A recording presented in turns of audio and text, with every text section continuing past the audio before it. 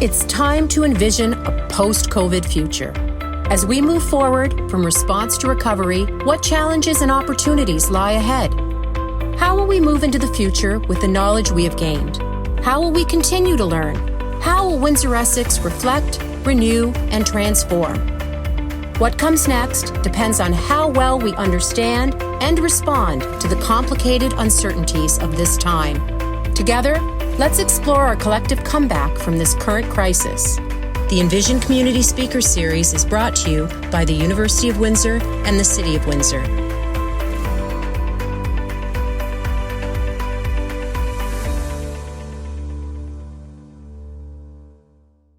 Good morning, everyone.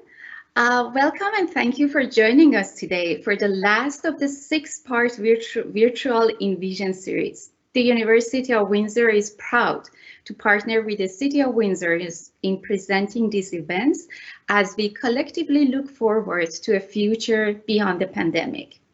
In a few minutes, we're going to be hearing from the visionary executive, Angela Mondew, President and CEO of Technation, an incredible organization that has championed Canada's technological future by facilitating and enabling tech industry and governments to work together to grow and to evolve new technologies.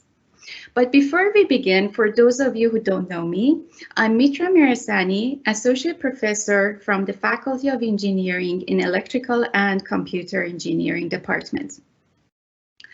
Since this seminar is being held virtually, a singular land acknowledgement does not capture the richness of our distribution across many locations in the world. As many of the attendees are located in Windsor, including myself, I would like to acknowledge the traditional territory of the Three Fires Confederacy, the Ojibwe, Odawa, and the Potawatomi. Attendees are invited to consider their own position with regard to the land that they find themselves. As we make this land acknowledgement, it is important that we continue to do work to address the systemic and historic injustices that the Indigenous people have experienced. Before we start, however, we'll bring you the welcome messages from both the Mayor of the City of Windsor, Drew Delkins, and the University of Windsor President and Vice Chancellor, Dr. Robert Gordon. Hi everyone, Windsor Mayor Drew Delkins here. I wanted to say welcome and thank you for attending this session of the Envision a Post-COVID Future Speaker Series. And I am proud to be co-presenting the series as a partnership between the University of Windsor and the City of Windsor. This series is about inspiring. It's about learning and imagining what's ahead in our region following this pandemic. Each month, we'll be joined by nationally renowned guest speakers with expertise in areas such as business, social justice, innovation, policy, and technology. Sessions are free to attend and will look at a wide range of topics: the state and future of Canada after the pandemic, Ontarians on the move, imagining learning and equitable futures post-pandemic, COVID as a catalyst to innovation and discovery, and much, much more. This series connects to the important initiatives and links to the vision of Windsor Works, the economic development strategy Windsor City Council adopted to diversify and strengthen our economy and to support the city's future growth. Windsor Works is a roadmap for our future. And this speaker series and this partnership between the University of Windsor and the City of Windsor is part of how we get to where we want to be. Thank you to University President and Vice Chancellor Dr. Robert Gordon and to the team working behind the scenes on this series. And thanks to each of the guest speakers joining us over the next 7 months. I'm proud of this partnership that helps us go beyond recovery, moving toward envisioning how to thrive in a post-COVID world. And I'm glad you're joining us for the conversations to follow. Welcome, and thanks for being here.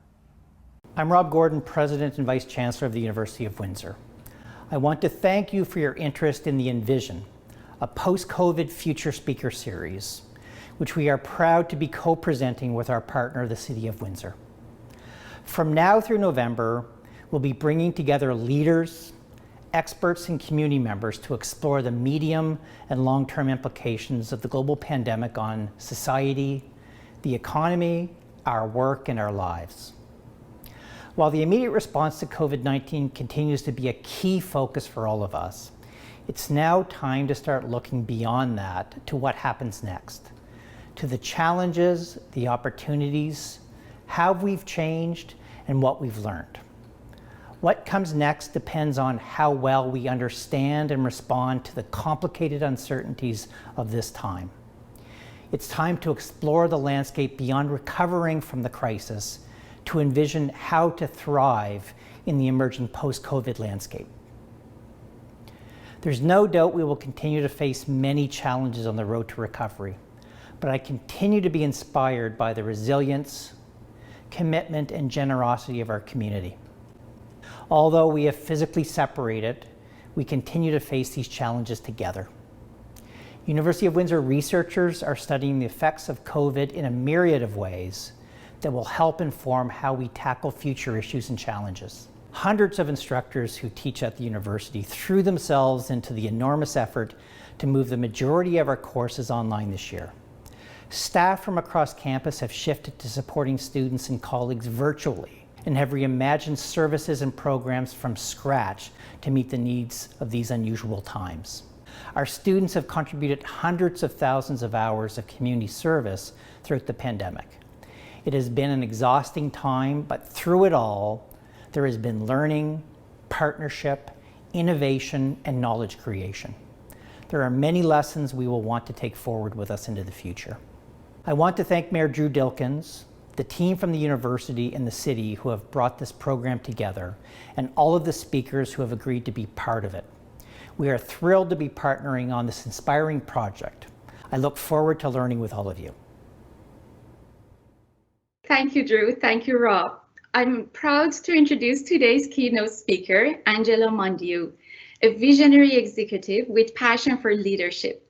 Her unique career path includes 10 years as a military officer specializing in global supply chain and logistics, followed by 18 years in senior level leadership roles in technology and defense sectors.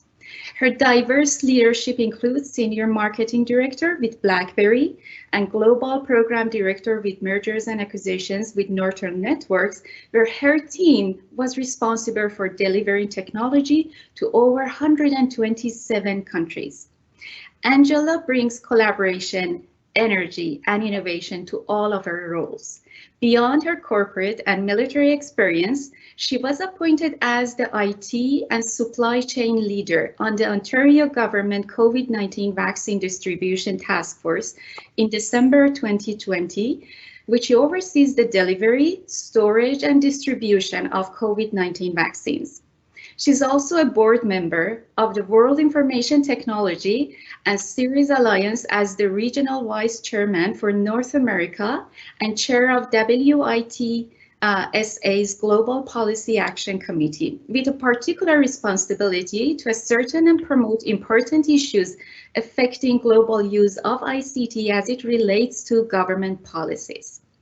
So today's topic will explore the topic of pandemic disruption and opportunity. Now, during Angela's presentation, the Q&A section is open, so please feel free to type in your questions as they come to you. However, we won't be answering them until the end of the presentation, and we'll try to answer and take as many questions as the time allows. Now, without further delay, please join me in welcoming Angela Mondew. Thank you so much, Mitra. And I have an ask for all of you out there. I'm used to speaking on stages before the pandemic, and we always tell ourselves before we go to speak, get out there and have fun. But now I'm sitting here looking at a screen and a little tiny picture of Mitra. So my ask for all of you is let me know you're out there, put your comments in chat, send some waves. I think Mitra's also going to be collecting the questions for us for the Q&A. So thanks everybody for having me here today. Good morning. It's great to be part of this series and this post-COVID think tank. I hope to share some insights with you today in terms of what I think the real drivers and disruptors are going to be for all of us in our lives, in our work, in our communities, and in our country. And what I'm really going to be sharing is what I call what I believe the warning shot we had in 2020, 2021 as a nation, and what all of us as Canadians, as future workers and business leaders and government leaders really need to pay attention to And I have a favorite quote that I've been saying for about a decade now, but boy, does it ever ring true today. And of course, here we go. Aha, it worked. If you don't like change, you will like irrelevance even less. I think that post-pandemic, if there's any quote I love, this one just means so much to me. It holds true for what all of us are experiencing, and there isn't a single one of us on the planet really that hasn't been forced to change in so many ways in the last 18 months. So here we are.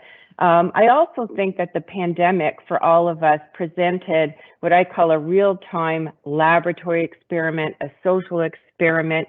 And, you know, the results in many cases just didn't feel that pretty. And interestingly enough, I've been speaking a lot over the last couple of years as the CEO of Technation, and I often started my keynotes with, and this is pre-pandemic Canada, the situation of how Canada's been doing from a global competitiveness perspective. And I have to tell you, it wasn't pretty before the pandemic started. Let me give you a few stats. In terms of innovation, Bloomberg's innovation scale, would you believe that Canada sat 22nd between Slovenia and Iceland? This is Canada. I mean, we are innovation leaders. We were tech leaders in many, many cases. In terms of AI, Forbes AI list, we have 2 Turing Award winners. That's like the Nobel Peace Prizes of AI in Canada. Thought leadership. We developed incredible AI, and we sat 10 out of 10 on Forbes AI list. In terms of ICT, technology global competitiveness from the World Economic Forum, we sat 34th on the global competitive list. So Canada had work to do before. We've accelerated history. We've accelerated technology adoption. We've moved up a bit on some of those scales. I'll tell you a little bit about that. But the pandemic definitely exposed some weak links. It was a catalyst, but it's exposed weak links for us. Digitalization, the haves and the have-not. In Canada, our small, medium enterprises, those who had some type of technology or e-commerce, survived or thrived. Those who did not may not have even survived.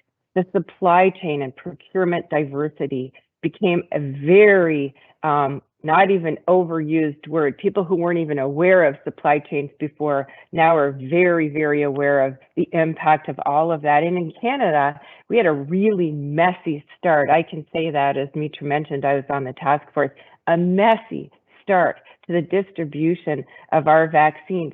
Where we did really well was the diversity of the procurement of the supply chain. We had procured from 7 different manufacturers around the world. We didn't have buying power, but at least we had diversity. And now we're one of the top countries in terms of being double vaccinated. In terms of rapid change, I look to the world of jobs and the future workforce.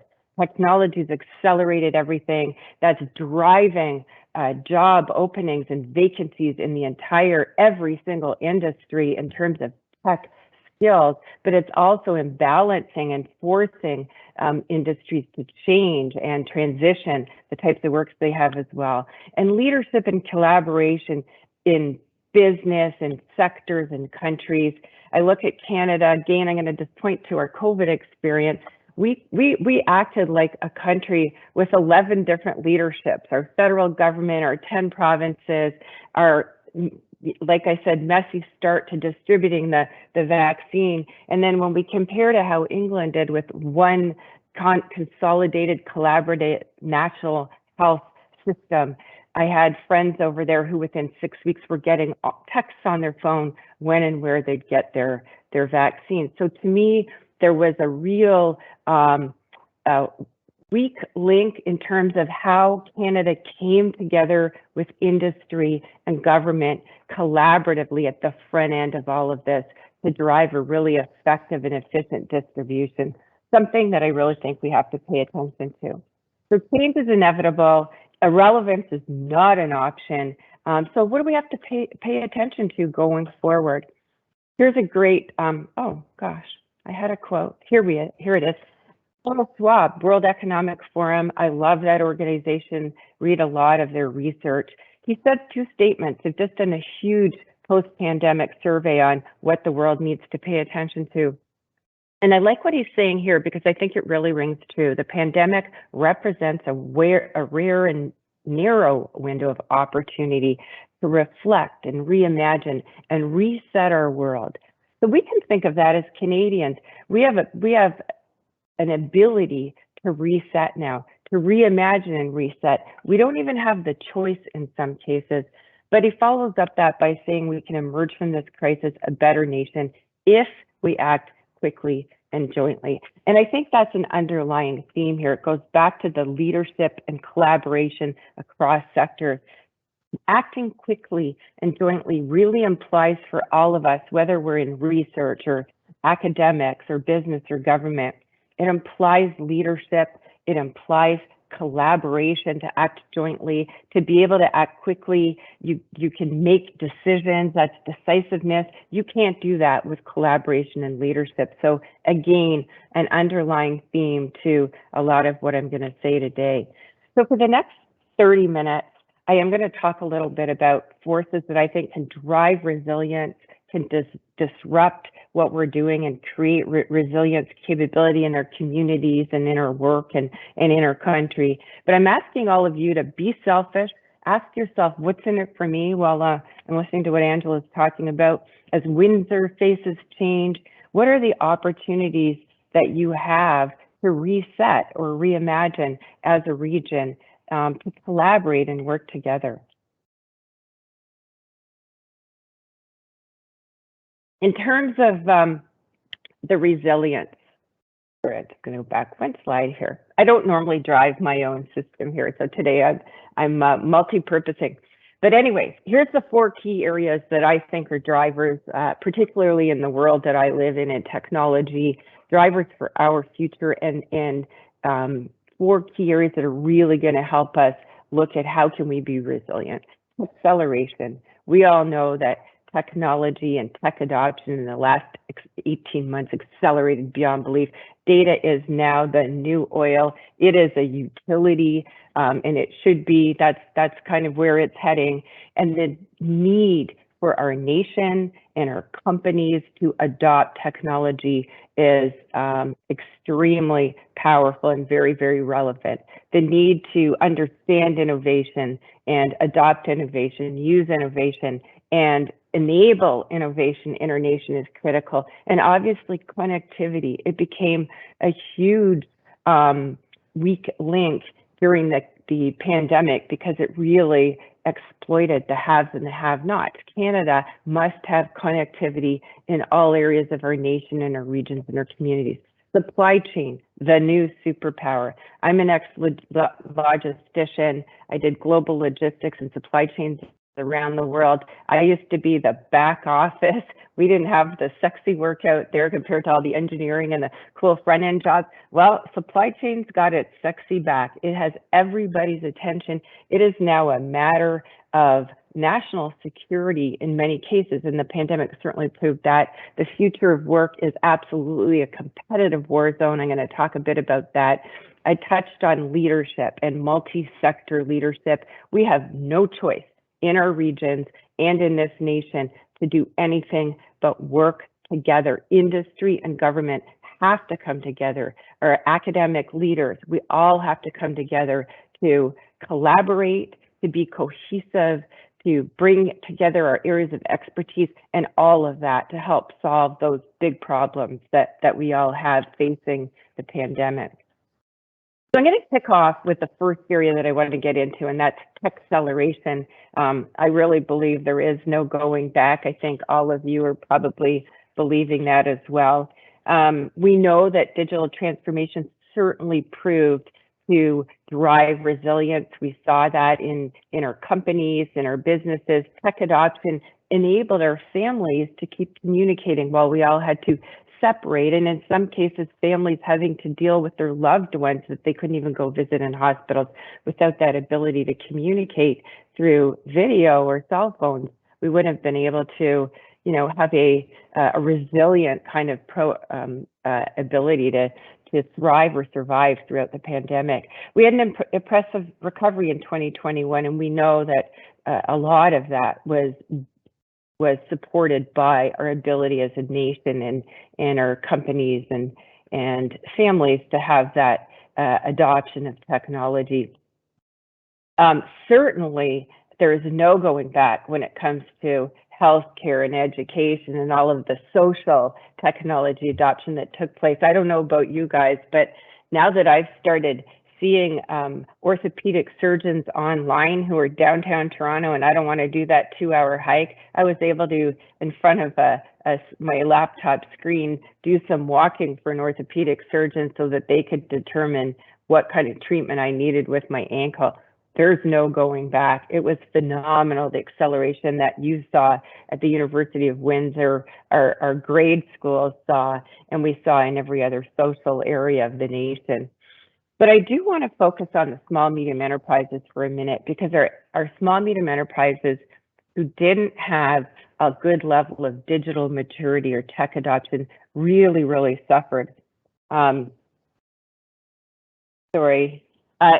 just to talk about that for a minute, the small, medium enterprises, for those of you that don't know, drive our economy. They're 99% of our gross domestic product. They have the majority of jobs in Canada.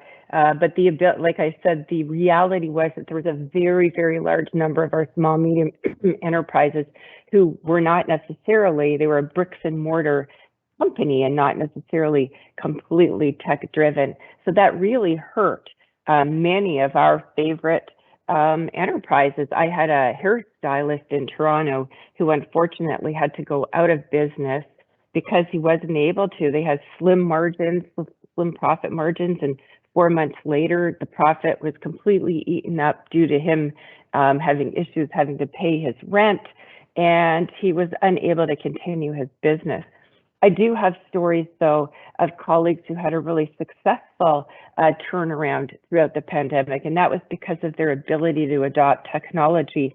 One of my a beautiful tea store that I go to, who during the first shutdown obviously had to close up and was not online, not able to sell tea, but in that period uplifted to Shopify. I'm sure all of you have heard of Shopify, that incredible unicorn for Canada, and is now thriving with her online portal and storefront on Shopify. A great transition that they were able to make and a great turnaround.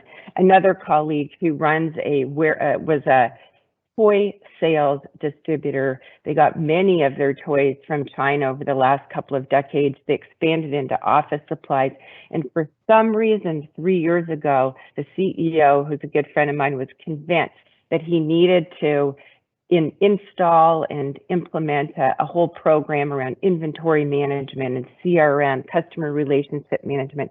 He said it was a huge investment. It took them a year, and they had their whole whiteboard in their conference room with targets of how they were going to go through the change management to implement this technology. In comes the pandemic. The first few months, they're laying off people. Within 3 months, are deemed an essential business, and within 6 months, became a third-party logistics warehouse distributor for PP&E. Complete ability to reimagine who they were and leverage their resources and their technology because they were ready. They had that resilience capability. So all that to say that us enabling our SMEs in our regions, in our communities is critical through the future, and driving resilience through technology is also critical. Now, why is this important? Well, here's some pretty fascinating numbers. Tech acceleration drives our economic impact. We know that in our communities, a 1% digitalization in the small, medium enterprise world, digitalization, and I've looked that up because I always want to say digitization, not the right meaning. It means something different. 1% increase in our small, medium enterprises to adopt technology impacts our gross domestic product by 0.5%. That is monstrous. So these are some of the things that I really think that we need to look at, and the impact that we can have if we can come together and collaborate in some of these areas. So just some thoughts for us as leaders in the community and in our nation, as we're looking and working, what is it that we can do to enable the digital transition of our communities and our small, medium enterprises? They have barriers to overcome in understanding how to and what kind of technology to adopt, from small things like social media and having some kind of web online capability to the e-commerce strategies, implementing tech and where to start, right through to cybersecurity. Everybody's impacted by cybersecurity, as we all know, and small, medium enterprises are as vulnerable as large companies. All of us have a challenge here. So definitely some challenges that they have to overcome. I want to share some hope, and I want to share some really important information about some of the programming that's out there in Canada now, because our government is definitely doing what I call stepping up and starting to really collaborate with us in industry. We actually have partnered with the federal government to deliver and help support deliver a number of programs. The Canadian Digital Adoption Program is right now, it's been launched by the government. The government's putting $4 billion into it, and the whole purpose is to enable the transition of small, medium enterprises from every corner of Canada to adopt e-commerce, as well as off Main Street companies, so manufacturing, travel, tourism, transportation. And the purpose of this obviously is to uplift our small, medium enterprises, because we certainly saw challenges there. When this program rolls out, hopefully before Christmas, the government is right now going through a number of proposals, and they have companies, technology companies, nonprofit associations working with them and bidding to help them deliver this program for our small, medium enterprises. Companies anywhere in any region can apply for this kind of support. The other great piece to this is that part of this program involves training 28,000 Canadians to receive technology training. Our organization, Technation, has a position to the government that we would like to support this process. And these 28,000 Canadians that can be interns or graduates to Canadians that are reskilling, I believe, will get trained in technology and then placed in jobs with these SMEs who are also digitally transitioning. It's a beautiful story. The government scale-up program for small, medium enterprises, we're just launching that right now, is targeted on micro and small, medium enterprises as well, so that they can bid for government jobs up to $238,000. So more funding coming out to support our small, medium enterprises. You in Windsor right now, I just got this text the other day to invite me to the 18th Government to Business workshop for small, medium enterprises and minority-led enterprises in Windsor, Essex. I think it's a great story as well. So my point here is that there are some great ways that Canada, regionally, provincially, and through the government right now are investing in the fabric of Canada for all of our regions, which I call the small, medium enterprise. And so how do we help them? What can we do as leaders in our communities to do that? Certainly, there's some opportunities for us to access what's out there. Okay, I'm going to move on to the next topic. Big one, future of work. I say to everybody now when I'm speaking, there's two things that are going to grind technology to a halt, and that's talent and chips. And the pandemic really has changed how we work. And technology is accelerating everything else when you think about it. I believe that when it comes to the future of work, there's kind of two things that are creating this war zone for us. One is that the jobs are, as we know, are changing rapidly. And that's because of the second thing, which is the acceleration that we've all felt because of technology in every single sector. You're feeling it in the automotive sector, obviously, with electrification and the causes, or the chip shortages and the issues that cause as well. There's the oil and gas sector and some of our other provinces going through some great change. I want to talk about cyber for a minute as well when it comes to talent. Mitra and I were talking about that a little bit. Cyber jobs are exploding, and it is impossible to get enough talent right now to fill those roles. We have a company a member with Technation called eCentire. They specialize in managed threat detection, and they had a challenge to the point of getting a challenge to get talent, data analysts and cyber security experts, so much so in Canada that they actually had to go to Silicon Valley and just buy a company to gain the access to the talent that they needed. That's kind of what we're facing right now. Mitra mentioned I'm part of this World Innovation Alliance and on a board of directors there. We have 84 countries that belong to that organization, and talent is one of the #1 greatest concerns across those 84 countries. So when you're thinking of your region and what are some of the challenges we're going to have and where are the opportunities, consider talent is not a regional issue or a national issue. It is a global issue. We are going to have to get extremely competitive as a nation to be able to have the talent that we're looking at. One of the things that this, but this particular cyber company is doing is partnering directly with universities so that they can help through the programming, help design for needs in 2 and 3 years, what some of these sectors are going to be looking at for talent, and that help the universities with industry get ahead. So a great example of collaboration again. Here's an interesting fact if you don't know. In Canada, by 2025, the tech sector and tech jobs are going to be 2.26 million jobs in Canada, or 11% of Canada's workforce. 250,000 new positions in technology alone.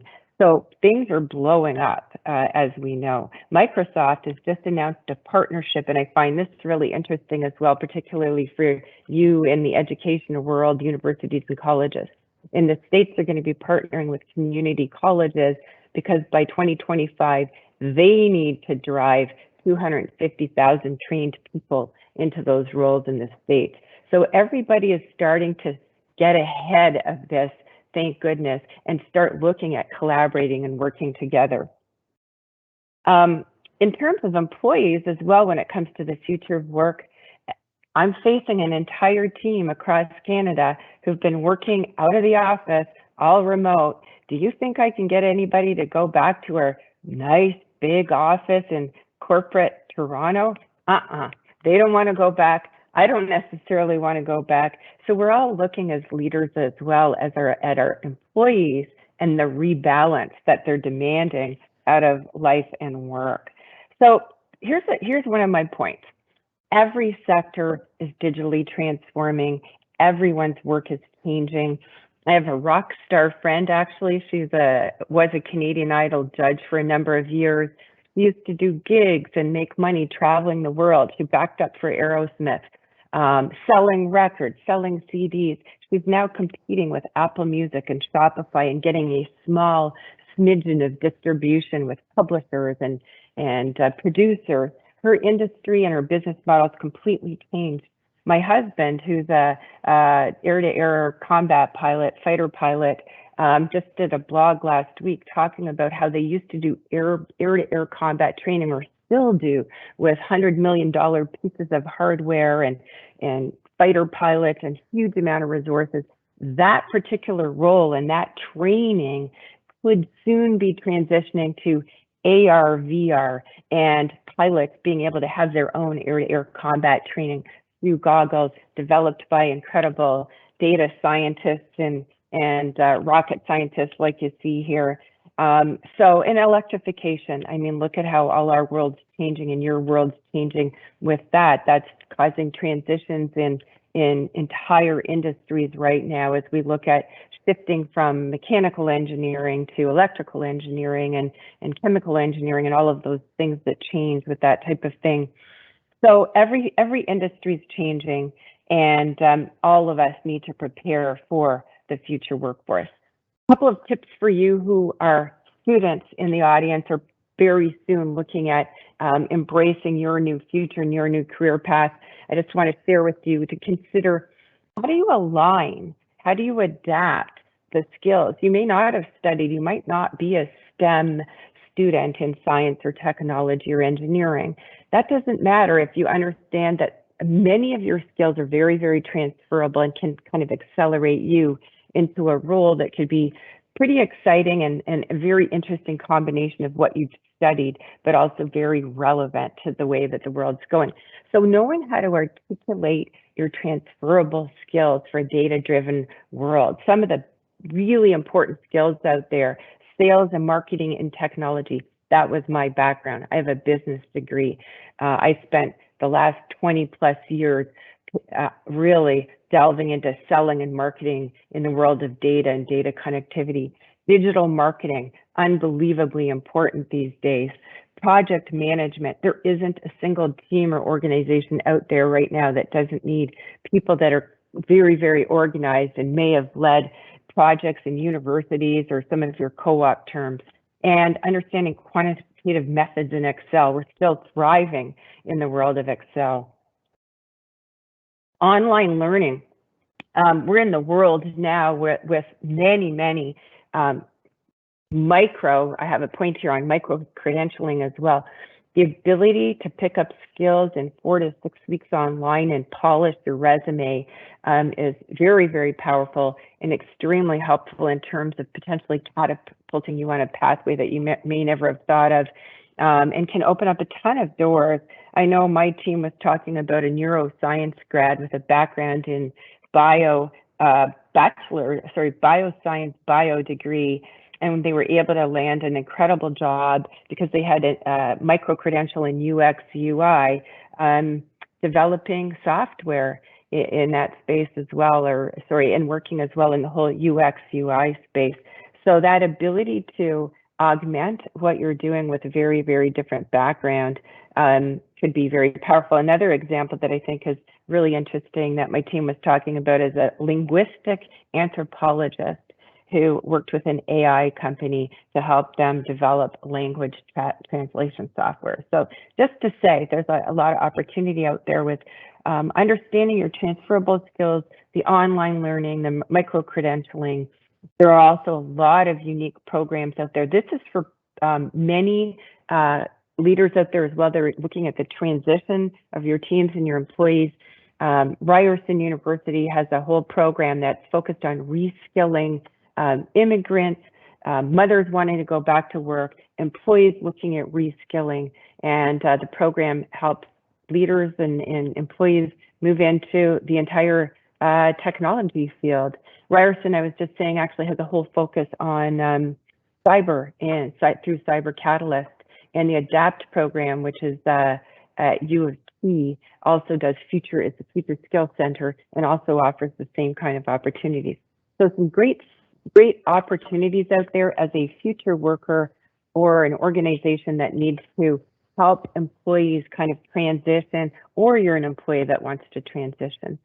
I'm just going to do a little ad here for some of our programming. This is online, our career pathways portal. This is very useful for employers out there as well as future workers. You can, as an employer, upload your job description. I want to tell you just a bit about this platform. It's AI enabled.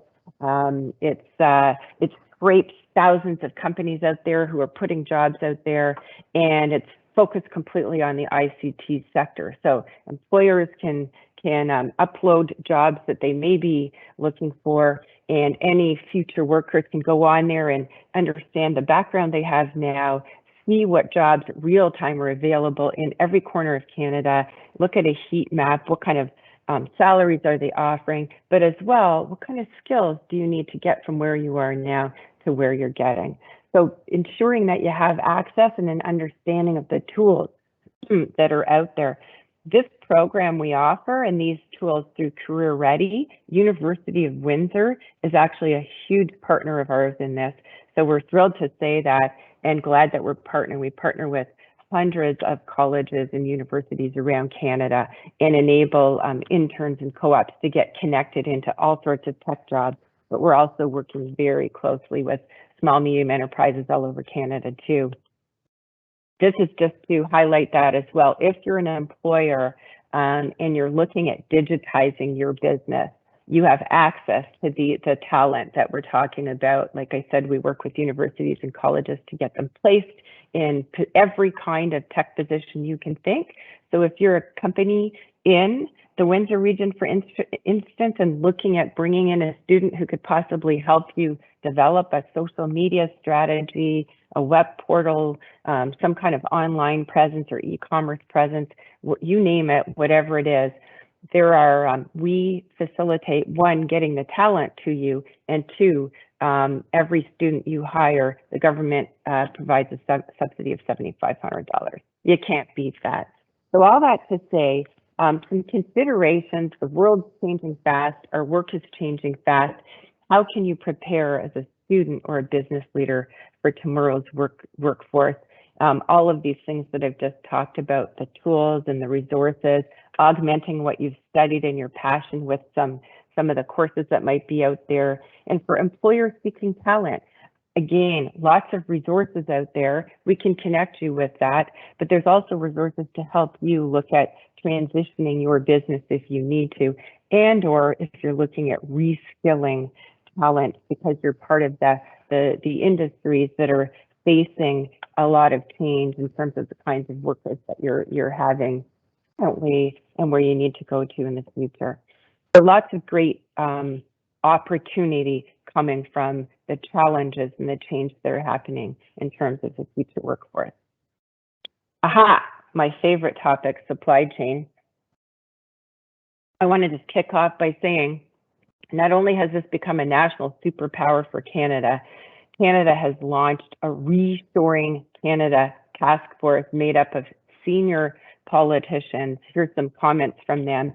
So we are paying attention as a nation to the challenge of supply chain. I know you in the region of Windsor, Essex are as well. Obviously, auto manufacturing being heavily impacted by chips and the whole supply chain challenge around that. So the exposure of risk for our countries and our businesses due to supply chains are big. The threat's real. That's what we're hearing from our leaders in Canada as well. They're understanding it. Not only was it real in the pandemic, but we just didn't see it coming. And that is, that really exposed where the weaknesses and risks are. Everything from vaccine distribution to our ability as small stores to deliver the supplies and the programs and services that we need to be delivering. So in terms of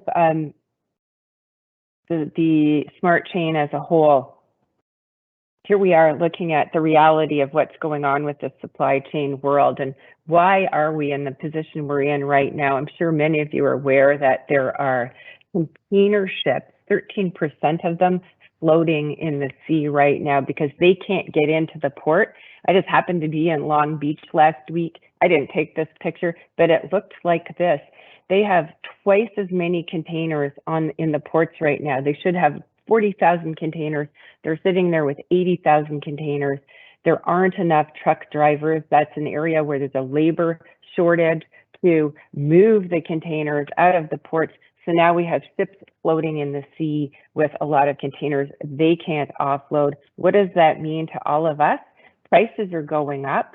The cost of the container has gone up 10 times. What is that doing to all of us as we're trying to buy things?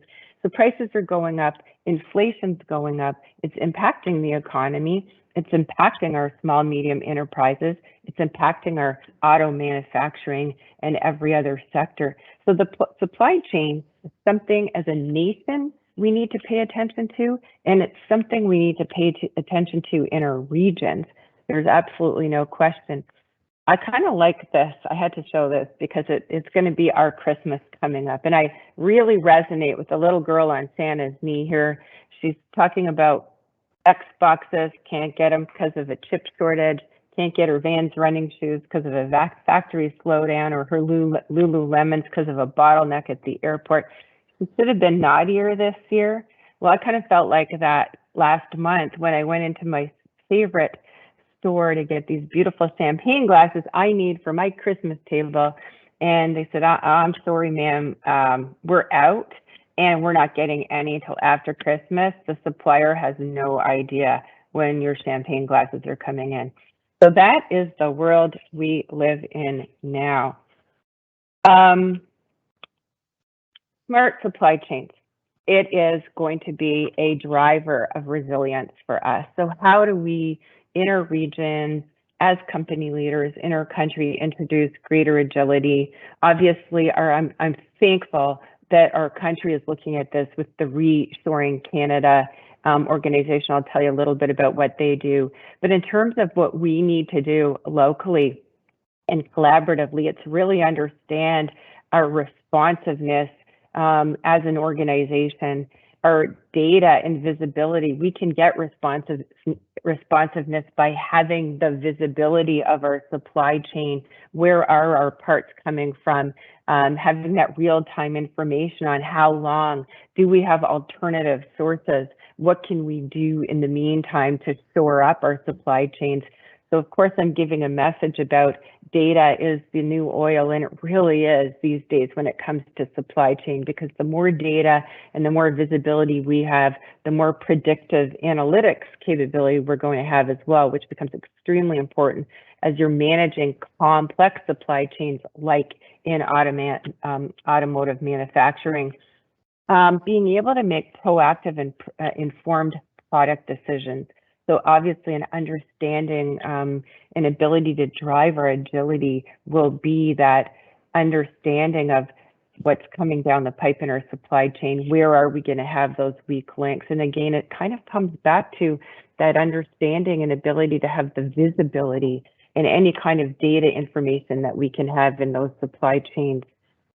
Reshoring Canada, their focus is hyper data collection to validate industry. They're partnering with automotive parts associations, manufacturing associations, mining associations to collect real, not anecdotal, but the data of what's going on in the supply chains in these industries that are being heavily impacted. They're looking for anybody out there that's interested in participating in this. I'm going to be calling the leaders in the next couple of weeks, because I'd really like to try and get engaged with what they're doing, where they're going, and how can we collaborate and work to support this space. So the threat is real when it comes to supply chains. It's definitely a national superpower. I want to just land on my last point, and that's collaboration. I talked about that at the beginning. I kind of want to land there again, because I do feel it's the foundation of everything we're talking about. I was asked last month at a presentation I gave on government, if I had a magic wand, what would I wish for the government? And funnily enough, just 2 days ago, I was on a panel with the government, Future Forward 50, it's called, Bringing Government and Industry Together. And it's all about the need for collaboration of industry, academia, government to collaborate and work together. And that was my answer a month ago when I was talking about my wish. And my wish is, I really think that we need to develop a joint government business task force at the national level, the provincial level, a regional level, a lot like a military DART, a rapid response team. You bring in experts collaboratively to work across the areas, because without the experts coming together, we're going to have major gaps missing.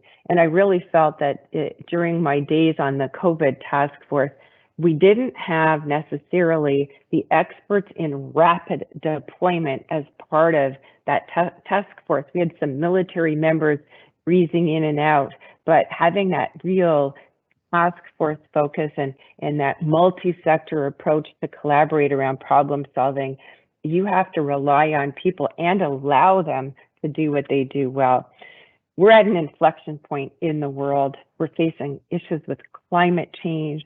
We're now looking at issues with supply chain everywhere, and it's impacting all of us right down to our daily lives. And the inflation and the cost of living is increasing right now because of the supply chain impacts that are going on.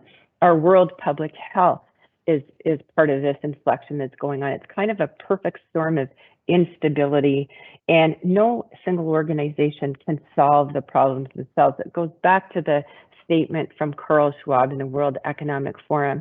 We have an opportunity now to work together, to come together, reimagine and reset. And through collaboration of leadership and experts, all of you at the University of Windsor, the City of Windsor, your business leaders, your students that are studying many of the science behind what we're talking about and the technology and all of that, there's a requirement for collaboration more than anything.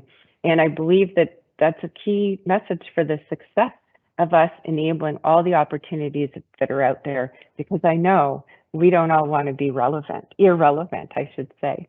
So Mitra, back to you, and thanks for the opportunity, everybody, to speak today.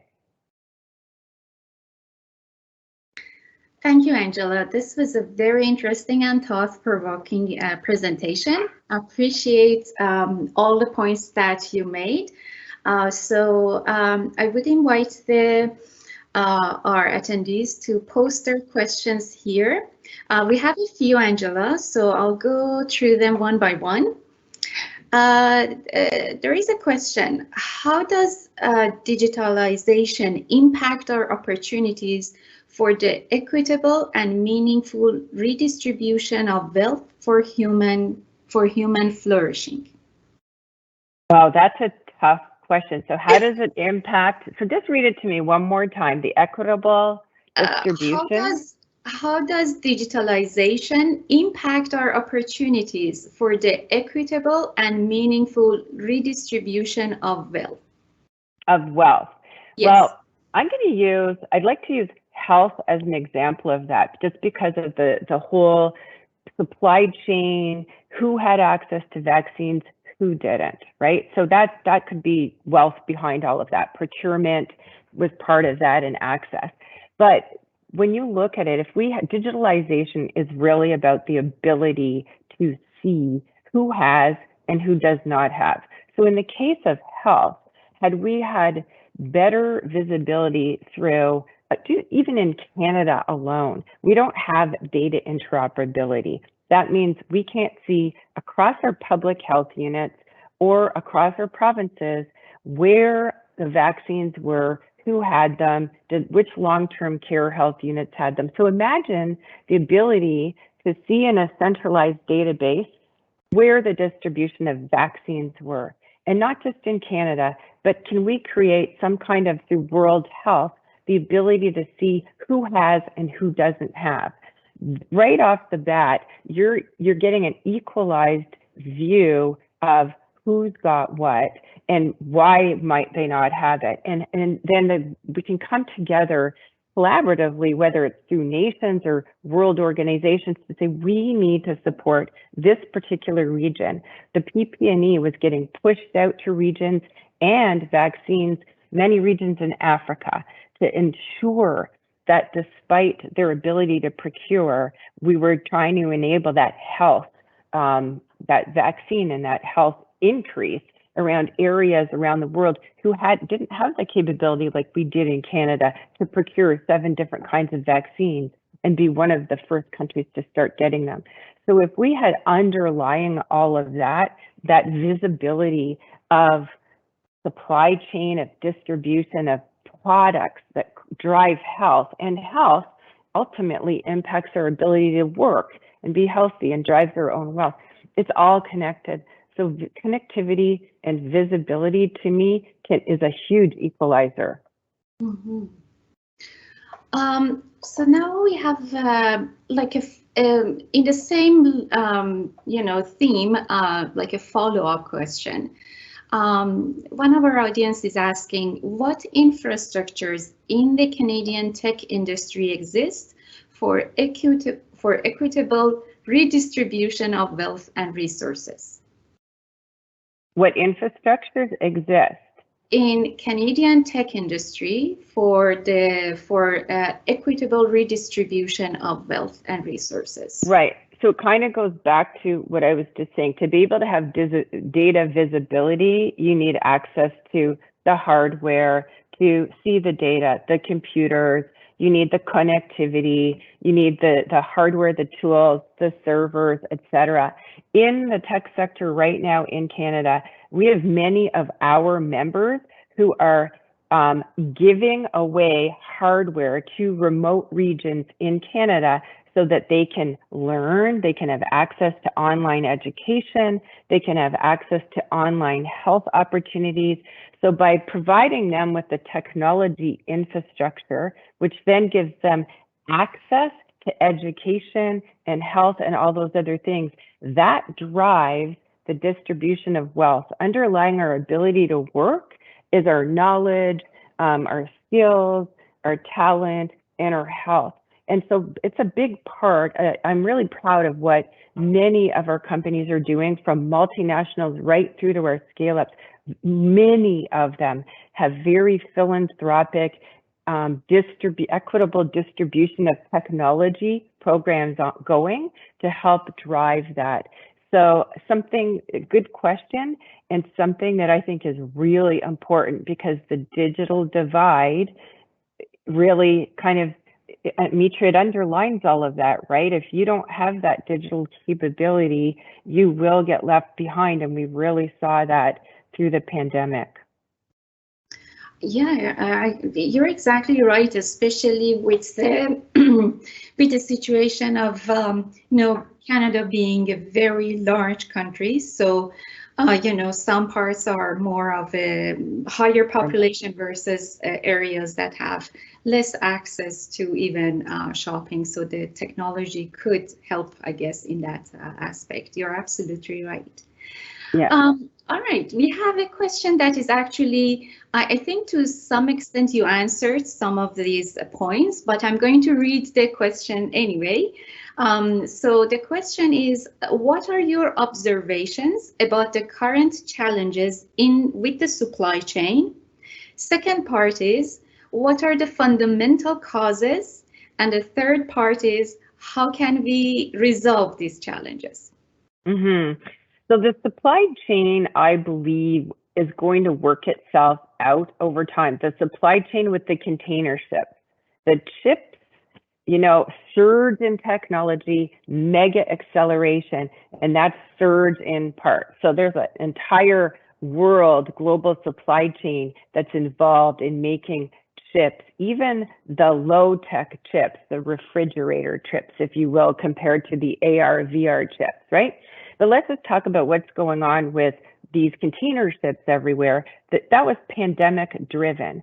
So a year and a half ago, when China is getting ahead of their curve in terms of managing COVID, and they're distributing PP&E around the world and sending container loads of PP&E to not just major ports. So normally our big distribution would go to, pre-pandemic, we'd be sending goods around the world to mega ports.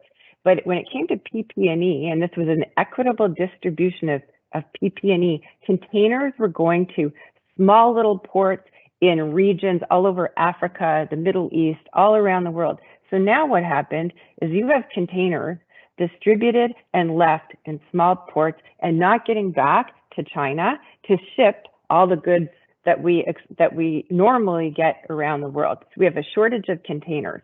Up goes that price, right? Up goes the price of containers. 10 times they went up.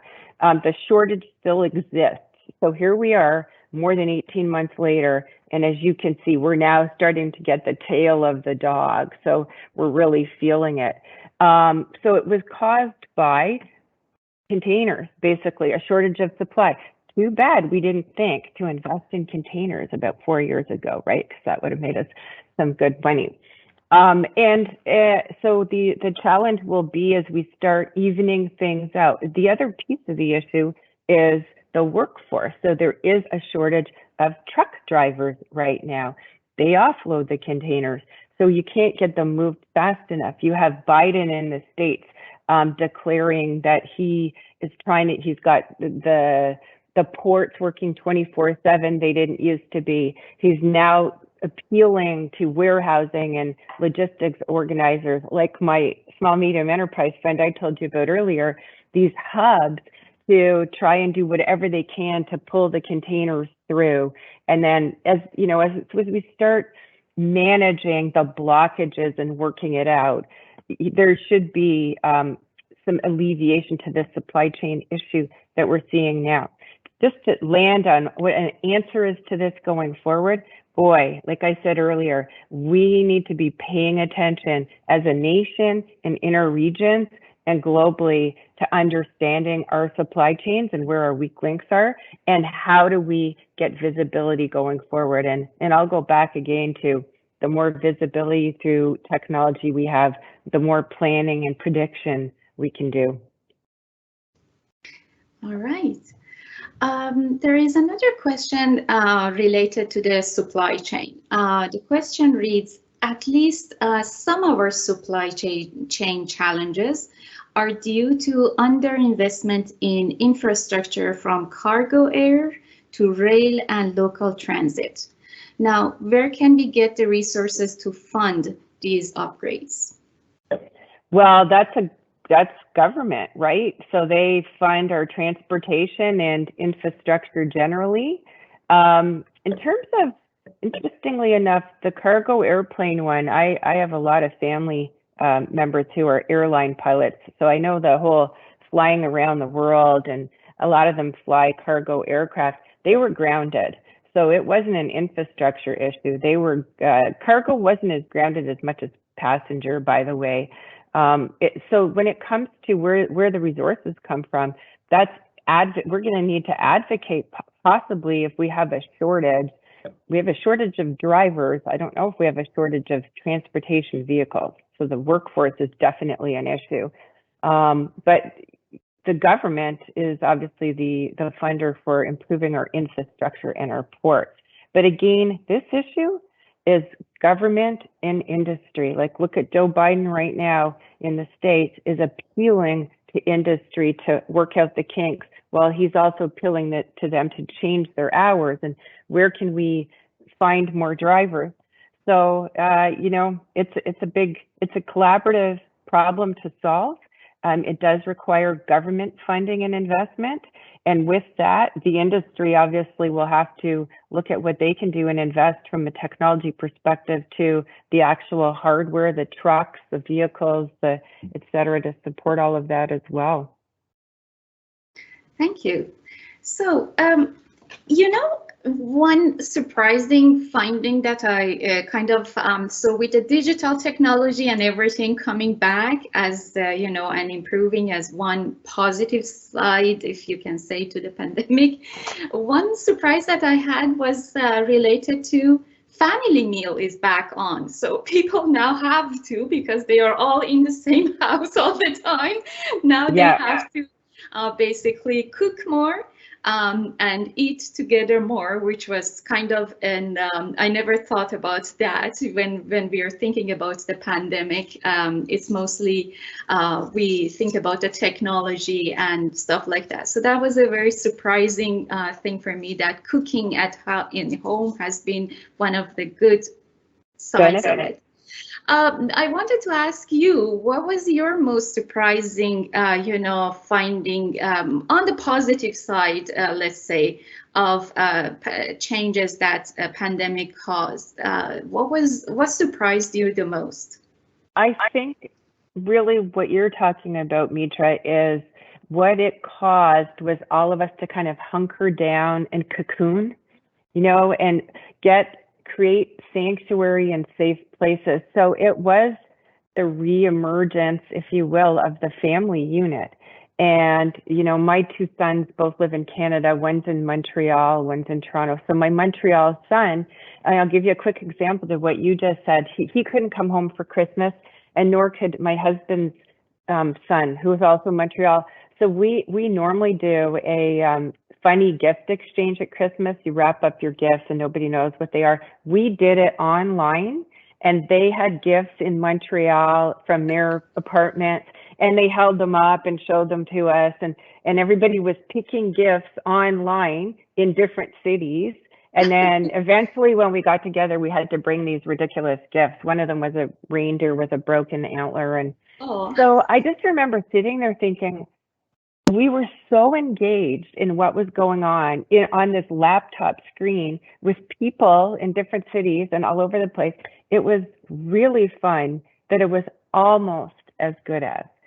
And for me, that was the thing about the pandemic was we all worked really hard to connect with the people that were the most important to us. And, you know, everything else kind of didn't matter for a little while.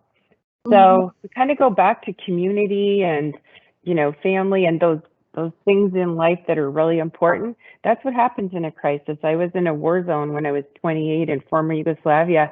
And when I came out of there, all I wanted to do, I didn't want to have a big career. I wanted to get a puppy and a house and that kind of, you know, the things that are meaningful, important, stop you in your tracks when you're dealing with really crazy times. Exactly. Reduce anxiety, I guess. Yeah. So there is a question, and actually a comment and then a question. Our friend asks, we can't compete in the tech market on our own, even though we are the 9th biggest economy. So now, which countries are our best allies for developing a tech industry that can help us get top tech talents? To get talent? Talent. To get top tech talent, let me tell you what we're doing now. Canada gets really high marks for our immigration policies. We are a very open country in terms of bringing in immigrants into Canada, and that's a really important strategy for top tech talent. Because other countries, the United States, and over the pandemic, we had immigrants coming here because they couldn't go there, and there's chances they're not going to be moving south again. So all that to say, we are partnering with some really, through immigration and the refugee ministry, federal government, they bring in about 400,000 immigrants a year. Let me just say, Mitra, we might not be able to get immigrants moving to Canada because with remote work, they don't necessarily need to leave anymore. So that's going to be another challenge. But we are partnering with an organization called Talent Beyond Boundaries. They're bringing in refugees from around the world from war zones, Afghanistan, Syria, you name it. And they're categorizing their skill sets, and we've pushed it out to our tech sector. So they're helping place people that are displaced from around the world. It's a beautiful story. So all that to say that Canada is doing a good job partnering not necessarily with countries specifically, but with organizations that work with countries with displaced talent. I think it's brilliant. And then, you know, and we're also partnering with immigration, IRCC, the Immigration and Refugee Ministry, and many organizations within Canada so that we can tap in. So creativity to find talent is going to be crucial for our competitive success for sure. All right. Well, thank you, Angela. I think we are running out of time. So this is a wrap for today's session. I would very much thank you for you joining us today, for your very interesting presentation, which actually was a perfect ending to the series, and it covered the theme of envisioning a post-pandemic future. Now, we hope all of those who have taken part today in this conversation to continue the discussion, continue to innovate, and continue to imagine beyond the challenges that we continue to face. Thank you, everyone. And on behalf of the University of Windsor and City of Windsor, have a wonderful day. Take care, everyone. Bye-bye.